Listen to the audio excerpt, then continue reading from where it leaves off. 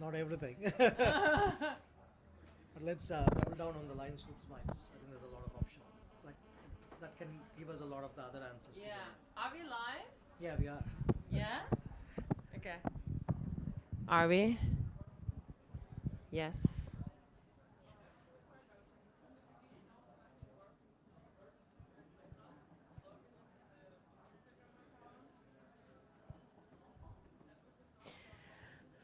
Okay.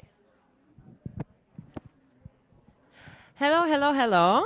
Hello from my side. I'm Sue, and I'm the host and moderator of ShiftSet podcast by Sustain All Transformation Hub at Technical University of Berlin. So we are here live in our podcast booth at Creative Progressive Festival. So I'm super happy to be one of the podcasters.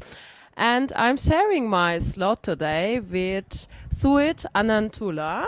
And I am Bengisu Berisbek, and so I will ask him some questions like about like his background, about his like new methodologies, and I think this is like what we want to learn: how to make the bureaucracy more creative, innovation more creative, and yeah, so maybe just like for maybe like give you also a super short glimpse like of what I am doing. I'm also one of the innovators. I was also used to work like for government for last 6 years in Berlin. And now I also created this hub methodology, like that we bring different stakeholders together for sustainable transformation. So today is about change. We will talk about change for sustainable transformation. So yeah, happy to have you here. And yeah, thank you so much like for also taking this opportunity with me. And I will actually like start with like opening like the section, like the world actually that we are living in. So a bit maybe starting from general. And when you hear like the word transformation, what does it maybe mean to you like personally? And maybe also can you give like recall regarding to your own background and like regarding to your professional background, maybe also can you give yeah, what you are doing exactly? Thank you so much for having me in the podcast. So my name is Suhit. I live in Australia. I run the Helix Lab, and I'm here to be part of the creative bureaucracy. But I'm also a States of Change fellow. What I do is basically I work on transformation. That's really my job. And we could use different words and language for that. But really, my job here is how do we help organizations figure out their biggest challenges and then help them succeed. So I've been doing that for a long time with strategy and design thinking. But right now, I'm super focused on how do we enable that with AI. So how do we combine strategy, design, and AI? And my approach to that is what I call co-intelligence or the co-intelligent organization. And the idea behind that is for a long time, we've only worked with human intelligence. But now we have machine intelligence that we can tap into. So rather than seeing machine intelligence as a problem or as something that takes us over, I've always been a big fan of co-design. You know, how do we design together with the communities and the people that we care for? So if you do co-design, then we do co-intelligence, where we actually work together with machine intelligence to solve the same problems. This is very interesting, and this is also very aligning actually like what I am also doing. Like maybe you're in Australia doing this, and we in Berlin like, and it's like that also like co-designing, co-creating, having this like intelligence in different like aspects like of different like stakeholders. So I think like this is something like super important because every actor we are bringing to that table, they have, as you said, like a different perspective, but also like how to make it effective and more impactful to reach really like this long-term transformation. So I really love the word co-intelligence and co-creation and co-design. So, and maybe like, let's come to actually what I read about you of this Helix moment, the Helix Lab. So let's talk about this. Like, I think you also wrote like a book about it, right? So I think like yeah, you can be also a role model of me, like that. I also like maybe sometime like I create this like regarding to this methodology to write about it and to that like it reaches more people, right? So maybe you can talk about the Helix moment. I want to learn more about it. Yeah, thank you. Absolutely. I think we should all write. I actually learned more by writing because I learned about myself and what I wanted to say more than what I thought just by writing about it. So the idea of the helix is basically that, the DNA helix. Ah, yeah. So the two strands to the helix. Um, so for a long time, I've worked on strategy and I've worked on design. And a lot of times people don't combine both of them. People who do strategy don't see design as like it's a separate thing. You talk to people, you prototype. And designers don't always work with strategy in the right way. I think strategy and design needs to work really well together. And so the whole idea of the helix is each strand, one strand is a strategy strand, the other strand is a design strand. And then all of that is surrounded by AI now, in the new world. Like we have to really reimagine how AI shows up with that. But the beauty of this is that it's not about, oh, we should only talk to people and co-create. It's also about how do you make strategic choices. And actually you can't make those strategic choices if you're not co-designing and co-creating. And then to do that well, you also need to prototype. But how do you prototype strategy? Because in this new world, you can't just think about prototyping apps and services. You have to really prototype strategy. And that's really the thesis of the Helix movement is like you really upgrade strategy through design and you upgrade design through strategy. So you kind of upgrade both by kind of combining both of them. And then how do you bring the co-intelligence to both of them? And that changes the game. So that's really the book about is how do we do that. One part is about strategy and the 7 dysfunctions of strategy and how we make mistakes and how do you solve them. And I go through frameworks from Peter Drucker all the way to the lean startup. And then then there's a new kind of design framework I create called the 5 P's of loop design, which is about co-creation with AI. And then finally, I create lines, loops, vibes as a rhythm framework, which I think we'll talk about. So that's kind of what the book is about. I think this is like very interesting because it's what you were like saying regarding to prototyping. It's also now what I like kind of try to also give my students like at the hub like, hey, the prototyping is not just like building like a tool or something. It's like about also like creating a framework, creating a strategy, creating a concept and like thinking and like from the beginning and then iterating, always going back, like always being in the loop. So I think it's also super important to have like the always trying, failing, seeing, going back. And learning, yes. Learning from it and always like being in this loop. And so maybe like when we come to this, like from methodologies, like to also a bit like this organization aspect. So since I think you used to work for Australian government, right? So since we are also in the Creative Brokers Festival, so maybe like you can also give like maybe what brought you that you created now this also like this helix loop and then that now like you see maybe a bit more like when you step it out from there, right? So and what made it to you that you created this, right? What was like the main mission of this like now creating this yes. Yeah, that's a great question. I've worked for more than 20 years, no, 25 years now with private sector, but mostly within government, outside government, consulting. I've worked with the biggest companies in the world. I've worked with small companies. What I realized was that you need to really simplify things, but also move fast. The whole idea of the Helix Lab is how do we move faster, but also make strategic choices.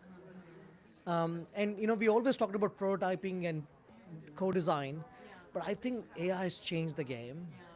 What used to take 2 weeks, you can do in 2 hours. So what does it actually mean then, right? Like it's so fast. I can prototype in a workshop now. I don't have to ideate in the workshop anymore. I just can go from ideation to prototyping in the same conversation, and not with the Play-Doh, but actually building it live with AI. You know, and it changes the game and how much we can do. So, as I was doing this, I realized that you talk about accelerating change, but it's an exponential change curve, right? So technology is going an exponential change curve. Humans, some of them are trying to catch up, right? We can't all catch up, but we're trying to catch up. Organizations are going the slowest. Yeah, this is the problem. This is the problem. So that is really what we are trying to do at the Helix Lab is how do you align technology, humans and organizations. Doesn't mean everything has to go at the same speed, but we need to be able to align that and push the organizational change forward and align with the humans and then let the technology flow through that. And that's how we kind of move together, or else we'll start breaking apart.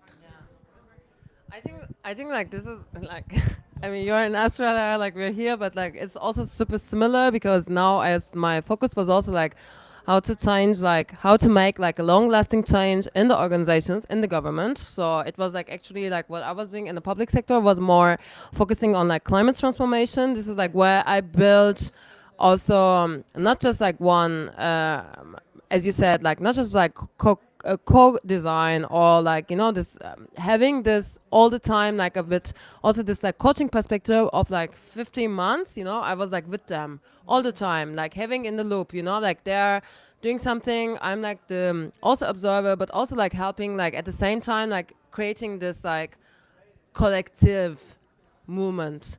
I think this is like what you were saying, like technology, AI, like having the humans in the system, because this is like something is also like we can't, I think, separate. Also, we can't say just like, okay, now like humans needs to do the work. Oh no, AI needs to prototype. So as you said, like having this like all institutional approach, right? So holistic mindset. But I think it's still like we are so far. I think it's like it's super hard. Like it's super easy to talk about it, right? Like to say like yeah, like we need to be we need to be fast. Yeah. But I think this is like we are. I think there's some strategies still, like some frameworks are failing, right? Like that we can have this like acceleration. So maybe like to think also from that aspect, like actually what do we need to maybe when we think about like the change, because change needs like sometimes like it's not in one day, so it needs like sometimes more time. So how can we create maybe this, what do we need to like have it, to have this long lasting change? So and how we can accelerate this movement, because now as we can see, like some of the organizations, of course they are far, but maybe like regarding to your experience, maybe you can also tell, okay, maybe we need this for sure, like that is accelerated, so maybe what would be that thing? No easy answers, right? No easy answers, right? I'm actually a big believer in teams. I think that there's an interesting angle of not individuals, not organizations. I think there's a middle layer, which is teams. And I think teams is a potentially an amazing opportunity to fast track change. Because in any organization, there are always some teams which are ahead of others. Whether it's leadership, whether it's the people, whether it's the culture, whether it's the need of the work they do. So there's something about working at the team level. So in my work, I look for people who are optimistic, who know that they have a problem but they want to solve it, who are ready to try, because I don't have all the answers too, right? So it's not like you can come to me and say, give me like a step-by-step playbook. It's not there yet. So I want to work with people who are kind of at the cutting edge and thinking, but they're open to the new idea even though they have not thought about it, right? So these are the teams that I'm working with. And sometimes the team is at the highest level with the CEO and directing. Sometimes it's not. Sometimes at the department level. Sometimes it's just a specific project. Like it's not everything. I just finished an amazing project with the Department of Education in South Australia. And the department itself is at the cutting edge of AI, but they're trying to solve a very serious problem working with children who need support in the school system, and how do we support the teachers. And we built a multi-agent architecture that removes the drudgery for the teachers, like finding information, typing it, looking at it, how do I translate. The agents can do that. Teachers can focus on teaching. Teacher can focus on talking to the parents. Teachers can focus on designing the curriculum. So how do we kind of remove the admin burden, the drudgery of their life, right? But if you can use agents to do that, then your change process is faster. So one of the core beliefs I've got is, I walk into people and say, tell me your top 3 things you hate about your job.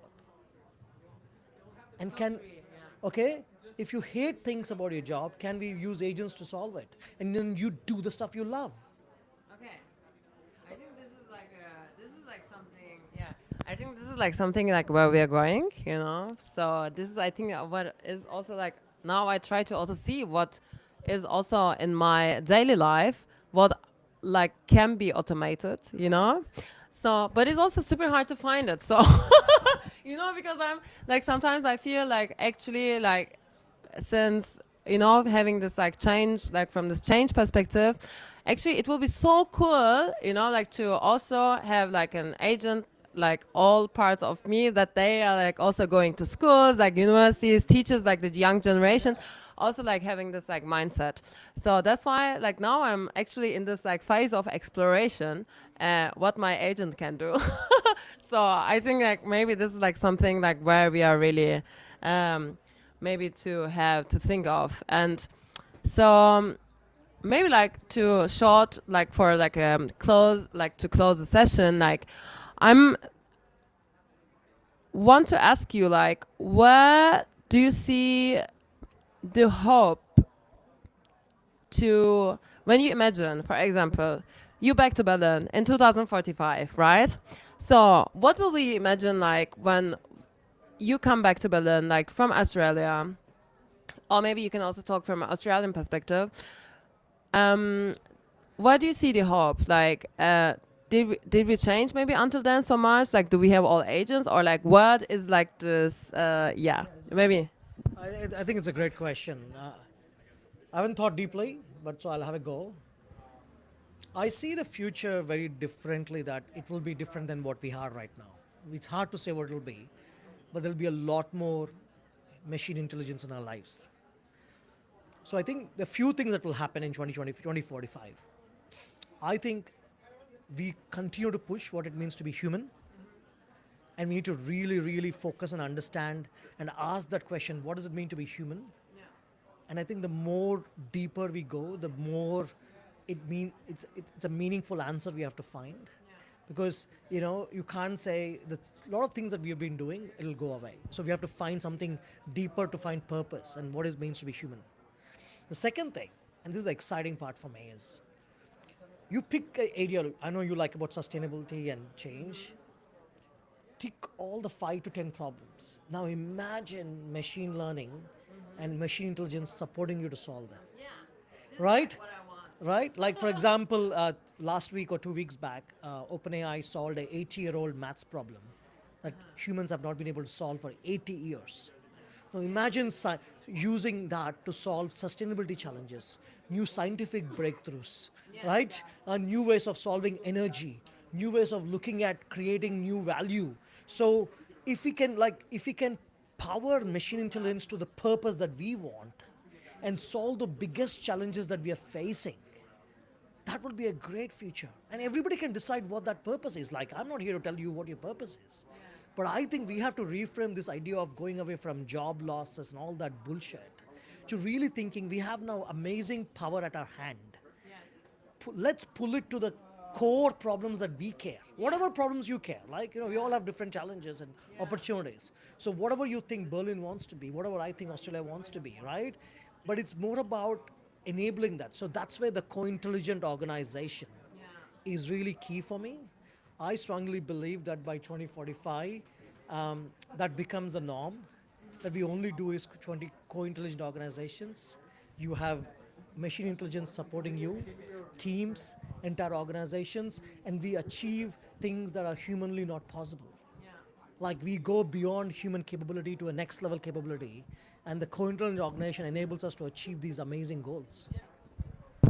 I think this was like a great like ending note, and I'm also super happy like to think actually like from this perspective of like how AI can support sustainable transformation, because it's not maybe something like really maybe disturbs or like really changes like this fact of okay, it consumes energy, but maybe how we can really make it so efficient that it like helps us in our daily tasks to transform like the systems and so on. So they are actually in my hub, AI is one of the system enablers, so it's enabling the system change.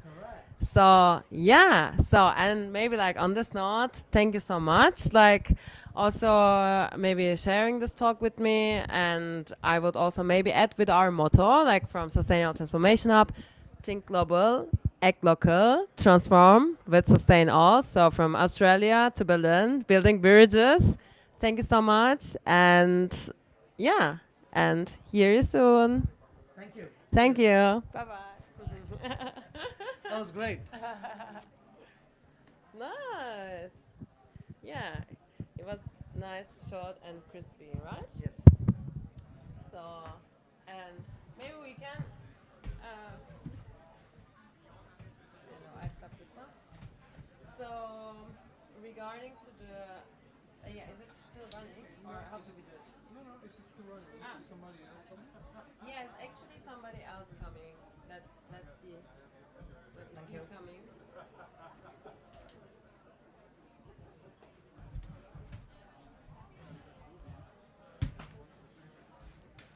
Will there be like a cut of the video? It's all live? Like, how does it work? So we're streaming it. Yes, and get recorded online? It will be recorded on YouTube, but the idea is to maybe cut it later in Yeah, short format. sure. Yeah. Maybe the best parts. The best part, yeah. The best part. Well, thank you so much, Bengasu. Yeah, thank you so much again. And see you. Good luck and Yeah. keep in touch. Yes, exactly. Let's see if we can do something. Yeah, this would Love be to great. do. Yeah, love to. I think your thinking is like on mark. I also caught up with Ben at City Lab.